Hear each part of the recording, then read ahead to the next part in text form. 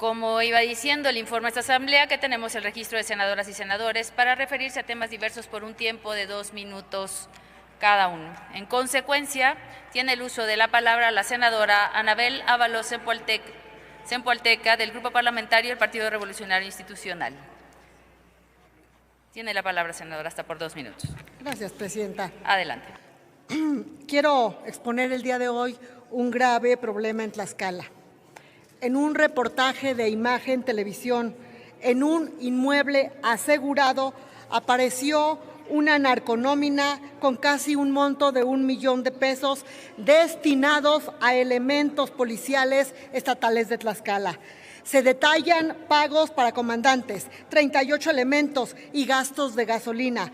Aunque la Secretaría de Seguridad Pública del Estado de Tlaxcala ya se deslindó, es un grave hecho que debe investigarse. No basta con un sencillo deslinde. Los mandos deben separarse del cargo y que haya una investigación independiente. En Tlaxcala ya no queremos más violencia ni inseguridad. Un ejemplo de ello es que hay cientos, tal vez miles de bardas pintadas promoviendo a gobernantes de la 4T. Se trata de una promoción personalizada de servidores públicos que está prohibida por el artículo 134 de la Constitución y por la ley electoral. Estos servidores públicos están dejando de lado sus funciones para hacer campaña electoral, además de que puedan estar usando recursos públicos. Y si en las pintas de bardas no se están usando recursos públicos, ¿de dónde vienen los cuantiosos dineros para pintas, mítines y eventos? De nada sirve denunciar, dado que Morena controla a la autoridad electoral y dices que esas bardas son expresiones genuinas de las personas o de plano dicen que no saben quién ordena las mantas. Nadie se los cree. Y por otro lado, presidenta, en este momento hago un extrañamiento al enlace de Relaciones Exteriores en el Senado de la República, Pedro Matar. El día de hoy, 2 senadoras nos acercamos a él para pedir apoyo, ya que hay connacionales varados en Medio Oriente. Prácticamente nos bateó y nos dijo que le hiciéramos como pudiéramos porque tienen 8,000 casos que resolver. Esa no es la forma de responder. Y si así nos responden a los senadores, ¿qué se esperan? Nuestros connacionales que hoy más que nunca requieren apoyo, respaldo y atención urgente en estos momentos que están viviendo en Medio Oriente. Es cuanto, presidenta. Muchas gracias, senadora. Tomamos nota de su comentario. Tiene ahora el uso de la palabra la senadora María del Rocío Corona Nakamura, del Partido Verde Ecologista de México, para hablar hasta por 2 minutos.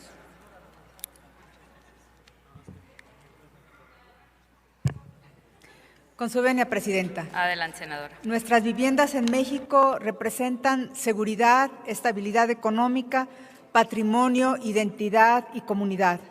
Una vivienda adecuada no solo es un techo o el lugar que usamos para vivir. Es un espacio con servicios básicos y condiciones reales para desarrollarnos plenamente, porque la vivienda no es lujo, es derecho. Hoy la realidad nos exige actuar con seriedad. En México existen más de 35 millones de viviendas particulares habitadas según el INEGI. Sin embargo, no todas cumplen con condiciones adecuadas de habitabilidad. Millones presentan carencias en calidad y espacios, materiales precarios o deficientes en servicios básicos. Frente a este escenario, el Plan Nacional de Desarrollo coloca la vivienda como un eje central del bienestar y como instrumento para reducir desigualdades. Por eso el programa de vivienda de la presidenta Claudia Sheinbaum Pardo es Vivienda para el Bienestar, con la meta de construir 1.8 millones de viviendas y realizar 1 millón de escrituras para 2030. 500,000 a través de Infonavit y 500,000 mediante la CONAVI para quienes no son derechohabientes. Hay además un componente fundamental, el programa de vivienda en renta para jóvenes. Se contemplan 100,000 viviendas destinadas a personas entre 18 y 30 años con una renta que no rebase el 30% de su ingreso en un país donde muchos jóvenes destinan una parte excesiva de lo que ganan al pago de renta. La vivienda es el punto de partida del bienestar. Cuando una familia tiene estabilidad en su hogar, mejora su salud, mejora el desempeño escolar de sus hijos y mejora su productividad. Esta transformación prioriza a quienes más lo necesitan: mujeres, jefas de familia, jóvenes, adultos mayores y población indígena. Es cuanto. Muchas gracias. Gracias, senadora. Tiene ahora el uso de la palabra la senadora Mayuli Latifa Martínez Simón, del Grupo Parlamentario del Partido Acción Nacional, para hablar hasta por 2 minutos.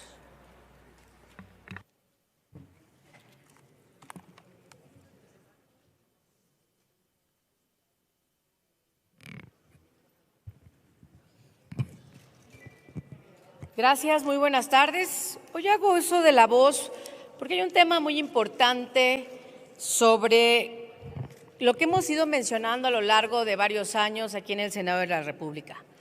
Morena prometió que el Tren Maya sería rentable, autosuficiente y que no representaría una carga para los mexicanos. Por el contrario, iba a ser un negocio para los mexicanos, porque de los rendimientos que tuviera el Tren Maya iba a ser para programas y apoyo a las y los mexicanos. Pero la realidad es distinta. Hoy el Tren Maya depende del dinero público, del dinero de las y los mexicanos. En octubre del 2018, recuerden muy bien cuando el expresidente López Obrador aseguró que costaría, primero que nada, 120,000 y 150,000 millones de pesos. Hoy, con sobrecostos de 500,000 millones de pesos. Se prometió austeridad y se entregó sobrecostos, pero aparte se dio a conocer la red de corrupción en base a la obra de la construcción del Tren Maya, que inclusive ha llevado descarrilamientos. En el 2020 afirmaron que el proyecto tendría ingresos propios para sostenerse durante décadas. En el 2023 aseguraron que generaría evidentemente estas utilidades para fortalecer todos los programas, pero hoy, fíjense nada más, por información de los estados financieros de la Defensa Nacional, el Grupo Mundo Maya y Tren Maya. En el 2025 el Tren Maya registró pérdidas por más de 3,500 millones de pesos. Y eso refiere a de enero a septiembre de 2025. Pérdidas de 3,500 millones de pesos. Y Grupo Mundo Maya, que se dedica a administrar los hoteles de toda esa ruta, 2,500 millones de pesos. Estamos hablando de 6,000 millones de pesos de pérdidas. Y aquí está la información tanto de la Defensa Nacional como del Tren Maya, sus estados financieros. Y concluyo diciendo, con estos 6,000 millones de pesos en un año de pérdidas, hubieran alcanzado para 60 millones de dosis de vacunas de sarampión que hoy necesita México, o esos 6,000 millones de pesos para 10 hospitales de primer nivel en México. No solo engañaron al pueblo de México, sino que se han dedicado a robar, a corromper mediante la ilusión y la esperanza de las y los quintanarroenses en una obra que únicamente fue corrupción, despilfarro e inclusive descarrilamientos. ¿Es cuánto?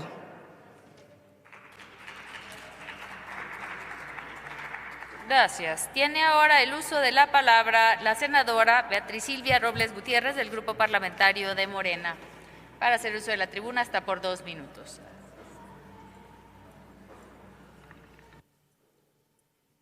Con su venia, presidenta, y después de escuchar Adelante, toda senadora. esta sarta de mentiras, que México tiene suficientes vacunas de sarampión, pero bueno, la oposición moralmente derrotada siempre habla lo que quiere. Pues yo sí creo que es algo muy importante. El día de hoy presenté una proposición con punto de acuerdo, mediante el cual, en el marco del Día Internacional de la Mujer, exhorto respetuosamente al Congreso del Estado de Querétaro y a las legislaturas de las entidades federativas que aún no han armonizado su marco constitucional a adecuar su legislación en materia de despenalización del aborto, en concordancia con los criterios vinculantes y la jurisprudencia emitidos por la Suprema Corte de Justicia de la Nación. Se trata de un llamado a cumplir con el mandato constitucional y con los estándares que garantizan el derecho a la igualdad y no discriminación, el derecho a la salud y el libre desarrollo de la personalidad en su dimensión de autonomía reproductiva. En Querétaro, mi estado, todavía persisten estigmas, resistencias y narrativas que colocan a las mujeres en una posición de juicio y no de derechos. No podemos permitir que el acceso a la justicia y a la salud dependa del código postal. La armonización legislativa no es una concesión ideológica, es una obligación jurídica y un acto mínimo de congruencia democrática. Reitero mi compromiso personal y político con la defensa de los derechos de las mujeres. No se trata solo de una discusión normativa, sino de la dignidad, la libertad y la igualdad sustantiva. La Cuarta Transformación sigue avanzando en los derechos de todas y todos los mexicanos, y que por favor la oposición tenga vergüenza de venir a hablar aquí de robos cuando ellos robaron una cantidad que ni siquiera podemos decir. La verdad es que era una vergüenza los gobiernos neoliberales. ¡Vivan las mujeres! Es cuanto, Presidenta. Gracias. Gracias, senadora. Tiene ahora, permítame un momento. Honorable Asamblea, les informo que tenemos la visita de titulares de presidencias municipales de diversos municipios del estado de Oaxaca, quienes acuden por invitación del senador Alejandro Murat Hinojosa. Sean bienvenidas y bienvenidos a este Senado de la República. También aprovechamos para extender por parte de esta mesa directiva una afectuosa felicitación por adelantado con motivo de su cumpleaños a la senadora Andrea Chávez Treviño, que lo festejará el próximo domingo 8 de marzo. Que se la pase muy bonito y muchas felicidades a la senadora Andrea. Continuamos con la lista. Tiene ahora el uso de la palabra el senador Ángel García Yáñez, del Grupo Parlamentario del Partido Revolucionario Institucional, hasta por 2 minutos. Con su venia, Presidenta. Adelante, senador. Gracias. En reiteradas ocasiones he alzado la voz en defensa del campo y del maíz morelense. Lo he hecho desde esa tribuna, exhortando a las autoridades para que volteen a ver a nuestros campesinos y agricultores de Morelos, que estos últimos años están atravesando una crisis compleja. El maíz morelense está sufriendo una caída constante en su precio y se espera que en los últimos meses el costo de tonelada continúe disminuyendo. Solo para darles un dato, en las próximas cosechas se espera que el precio por tonelada va a descender de 4,800 pesos a 4,200 pesos, incluso hasta de llegar a los 3,700 pesos. Esto significa que miles de productores podrían vender por debajo del costo de producción. Esta tendencia no es ninguna casualidad. Esto se debe principalmente a la falta de regulación de la importación masiva del grano de maíz que entra a México, con un precio mucho más bajo, lo que coloca al maíz morelense en clara desventaja. Aunado a esto, los productores enfrentan la crisis sin apoyos estatales y federales. Por el contrario, los insumos de producción están más caros que nunca. Morelos debe defender su maíz con acciones firmes y contundentes. La solución no es competir al maíz extranjero, sino fortalecer la producción local, garantizar precios justos y ordenar el mercado. El campo morelense no debe de seguir absorbiendo los impactos de una política comercial que los deja en desventaja. Defender el maíz es defender nuestra identidad, nuestra historia y nuestro sustento de miles de hogares, pero sobre todo es defender el futuro alimentario de nuestra nación. Hoy más que nunca es momento de actuar con responsabilidad, visión, compromiso con nuestra gente del campo. Y aprovecho a hablar de mujeres morelenses. En lo que va del 2026 han asesinado a más de 18 mujeres. Lamento el fallecimiento, la muerte de la compañera universitaria Jocelyn Ramos Beltrán y desde luego por las demás mujeres. Exijo más seguridad para Morelos y principalmente para las escuelas. Es cuanto, Presidenta. Muchas gracias, senador.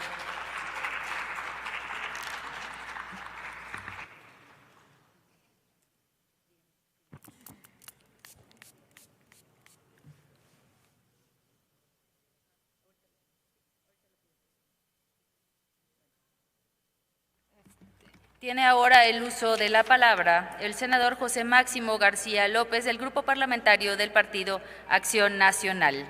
Hasta por 2 minutos. Gracias, Presidenta. El progreso no puede construirse destruyendo el patrimonio de las familias. Hoy decenas de hogares en el Cañón Emiliano Zapata, en Tijuana, están en riesgo de los derrumbes provocados por la obra del segundo piso del viaducto elevado en el aeropuerto a Playas de Tijuana, que durante años los vecinos advirtieron el peligro, hubo oficios, alertas, llamadas a las autoridades, pero nadie los escuchó. Hoy hay casas dañadas, familias que han perdido el esfuerzo de toda una vida y hasta una escuela primaria con fracturas estructurales en sus muros. Hoy los vecinos exigen responsables que rindan cuentas, seguridad para los niños por su escuela y un fondo inmediato para indemnizar a las familias afectadas. Esto no es un desastre natural. Durante casi 3 años completos, a través de los múltiples oficios interpuestos por la regidora en el Cabildo de Tijuana, Gina Arana, tanto a las autoridades de la Secretaría de Infraestructura, Comunicaciones y Transportes y a los mismos encargados de la obra por la Sedena, sobre los peligros y riesgos geológicos de intervenir la ladera del Cañón Emiliano Zapata sin las medidas previas y contundentes de estabilización. No los escucharon, ignoraron a los vecinos y el resultado de su cerrazón técnica está a la vista el día de hoy. Por introducir maquinaria ultrapesada sin considerar los riesgos y realizar cortes verticales en laderas inestables sin construir un solo muro de contención efectiva, la obra provocó que el suelo colapsara. Hoy el propio Centro Nacional de Prevención de Desastres, CENAPRED, ha tenido que declarar formalmente al Cañón Zapata como una zona de deslizamiento activo, desmintiendo públicamente el vergonzoso encubrimiento de autoridades locales, quienes hasta el mes pasado firmaban oficios asegurando que no había riesgo de fallas vinculadas a la obra. No estamos hablando de estadísticas abstractas, estamos hablando de la señora Silvia Lamilla, quien perdió su casa tras 4 décadas de esfuerzo habitacional. Hablamos de familias enteras con personas de la tercera edad, a las 3 de la mañana tienen que luchar para sacar de sus recámaras el lodo y las aguas negras que brotan por las tuberías que la misma obra destrozó. Y lo más grave aún y doloroso, las aulas de la escuela primaria pública Justo Sierra, que presentan fracturas en sus muros debido a la vibración constante y al asentamiento que se dio. No queremos esperar a que haya una tragedia y que se desplome el techo de esa escuela. Queremos exigir a través de 3 acciones específicas la comparecencia inmediata de los responsables técnicos del proyecto de la Secretaría en comento y de la Sedena para que rindan cuentas detalladas sobre esta tragedia evitable. Segundo, urgimos la intervención de la Secretaría de Educación para certificar de manera independiente un entorno seguro para los cientos de alumnos de la escuela primaria Justo Sierra. Y tercero y más importante, demandamos la creación y liberación inmediata de un fondo federal de indemnización extraordinaria sin laberintos legales para reparar íntegramente el daño patrimonial causada a estas decenas de familias que están perdiendo su patrimonio. Concluyo, Tijuana merece y requiere infraestructura de primer nivel mundial, por supuesto que sí, pero nunca a costa de sepultar la tranquilidad, la vida y el patrimonio de las familias tijuanenses. Es cuanto, Presidenta.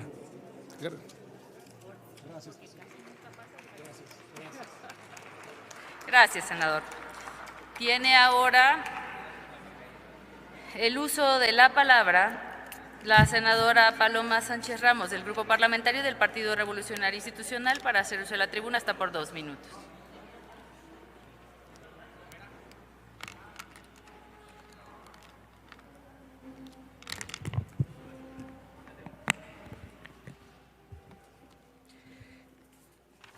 Con su venia, Presidenta.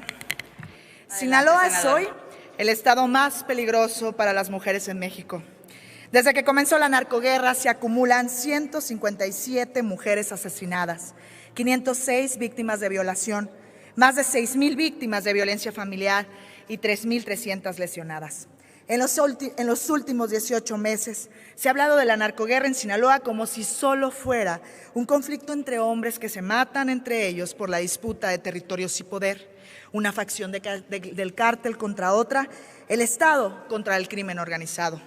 Pero nunca se habla de las mujeres que han sido asesinadas, de las que han sido desaparecidas, a las que han desplazado, las que tienen que salir a buscar trabajo porque su negocio quebró por la narcoguerra, las que cuidan los hogares y las que calman a los niños en medio del horror que se vive en mi estado. El gobierno de Morena en Sinaloa no escucha a las madres que han salido a las calles para exigir la paz porque les han asesinado a sus hijos por culpa de un conflicto que no tiene nada que ver entre ellas.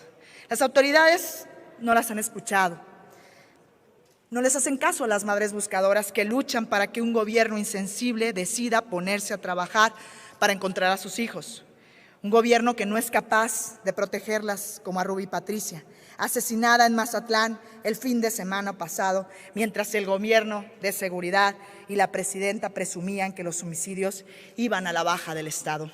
Las mujeres de Sinaloa siguen tratando de sobrevivir al miedo, al dolor, a los ataques, a las balaceras y al olvido. No llegamos todas.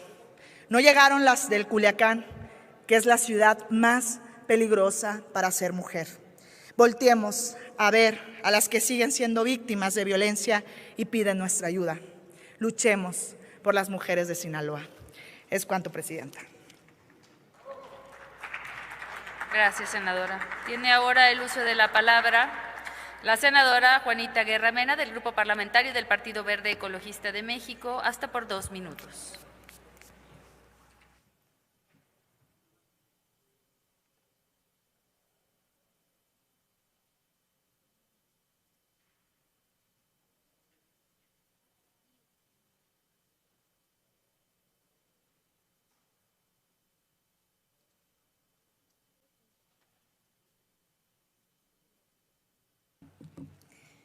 Con su venia, Presidenta. Adelante, senadora. Gracias. Me pronuncio desde esta, la más alta tribuna del país, como senadora de la República por mi querido estado de Morelos, para hacer un llamado enérgico a las autoridades locales en materia de seguridad por la lamentable desaparición y muerte de la joven estudiante Kimberly Jocelyn Ramos Beltrán, quien desde el 20 de febrero desapareció, denunciando a sus familiares el hecho. Y fue hasta 11 días después de su lamentable desaparición encontraron el cuerpo sin vida. Desde el ámbito de mi competencia y atribuciones como senadora de la República, me uno a la pena profunda que embarga su familia, sus amigas, sus amigos y la comunidad estudiantil de la UAM. Y con respeto les digo que he presentado un punto de acuerdo exhortando enérgicamente al secretario de Seguridad y Protección Ciudadana, Miguel Ángel Urrutia, quien también tiene la corporación estatal y la corporación municipal, pero también exhortar al alcalde, porque Cuernavaca también deben de asumir con responsabilidad este tema. El comisionado de búsqueda de personas del Estado de Morelos, a Óscar Alfredo Valdepeña Mendoza, al fiscal general del Estado de Morelos, Fernando Bulcremont Escobar, a la rectora de la Universidad Autónoma del Estado de Morelos, Viridiana Aide León Hernández. Este y otros hechos no deben quedar impunes, ni tampoco deben quedar solo en lamentaciones. Debemos exigir que las autoridades competentes cumplan con su obligación constitucional y legal, además del deber ético y profesional desde las funciones que desempeñan para agilizar y no dilatar el actuar de la justicia debida. Esta justicia debida que debe de ser constante, pero sobre todo para esclarecer. Sí, hoy fue una conmemoración, el Día Internacional de la Mujer, en el próximo 8 de marzo. Por eso alzamos la voz para Kimberly y para todas las mujeres que lamentablemente se encuentran desaparecidas, pero también decirles que no estamos solas, que hoy a nivel nacional tenemos a una presidenta de la República, la doctora Claudia Sheinbaum Pardo, comandante suprema de las Fuerzas Armadas, que siempre está al pendiente y sé que va a voltear los ojos a ver el estado de Morelos para que, ayudadas desde el Ejecutivo Federal, logremos acompañar estos temas, pero sobre todo aplicar la justicia. No estamos solas, estamos unidas y alcemos la voz para ser encontradas, pero también para hacer justicia. Ya no más ninguna víctima de feminicidio, ya no más muerte a las mujeres. Es cuanto, Presidenta. Gracias, senadora. Para finalizar con la lista de intervenciones, tiene el uso de la palabra la senadora Nora Rubalcaba Gámez, del Grupo Parlamentario de Morena. Tiene el uso de la palabra hasta por 2 minutos, senadora.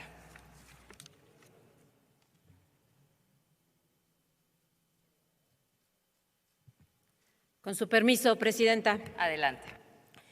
Senadoras y senadores, el 9 de febrero de 2019, María de la Luz Mijangos Borja fue nombrada por Alejandro Hertz Manero, entonces fiscal general de la República, como titular de la Fiscalía Anticorrupción. Ella se comprometió a investigar con imparcialidad y sin presiones políticas todos los casos que llegaran a su despacho, pero su actuar fue muy distinto. La congruencia se prueba, no se presume. En 2019, el municipio de Aguascalientes contrató a Next Energy para dotar de energía 55,000 luminarias que, dicho sea de paso, fueron compradas a sobreprecio.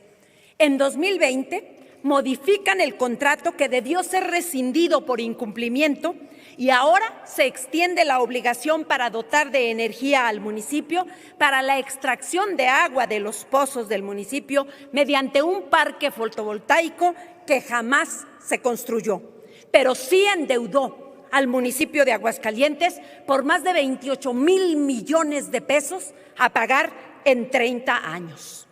Desde entonces y a la fecha, y pese a que no se ha generado ni un solo watt, se ha pagado al municipio casi 2,000 millones de pesos. Desde 2022 se presentaron denuncias ante la FGR, denuncias que fueron trasladadas a la Fiscalía Anticorrupción, la cual no actuó, no investigó y mucho menos procuró justicia. Lo que sí hizo esta fiscal un día antes de que la nueva fiscal, la doctora Ernestina Godoy, tomara protesta, fue declararse incompetente y envió el expediente a la Fiscalía Estatal de Aguascalientes, complaciendo así a la gobernadora Teresa Jiménez Esquivel y convirtiéndola en juez y parte. Hoy, los funcionarios públicos responsables de este magno atraco no solo siguen libres, sino que siguen robando impunemente en la tierra de la gente buena. Con el respeto que me merece la Cámara de Diputados, que ha iniciado el proceso de selección del titular de la Auditoría Superior de la Federación, debo advertirles que pretende ocupar este cargo la aún fiscal María de la Luz Mijangos Borja, quien ojalá muy pronto sea dada de baja del cargo que inmerecidamente aún ocupa. La auditoría fiscaliza el buen uso del dinero del pueblo y no puede quedar en manos de quien ya demostró que la presión política y el dinero llegan a corromper el actuar de servidores públicos. Es cuanto, Presidenta. Gracias, senadora.